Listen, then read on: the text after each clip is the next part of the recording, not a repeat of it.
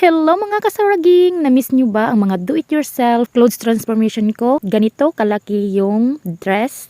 Tapos ginawan ko ng paraan. Tsaka pak! Ang ganda, diba? O ayan na.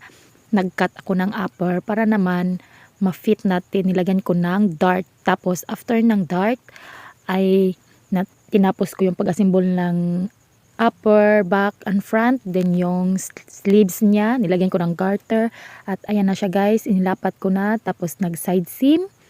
Then after nyan is makikita nyo na yung result guys. Diba? Sobrang napawawa ako kasi nga gusto ko tong tahiin noon pa pero wala talaga akong time. Pero this time, ginawan ko ng paraan. Mga 2 hours lang yatang tinahi ko to guys. Ay yung upper at lower. Pero ito muna ang upper yung ipapakita ko. Bukas na naman yung lower. Ayan. Diba ang ganda? Then, mag-model na yung person pack. O, diba? Sino ka dyan?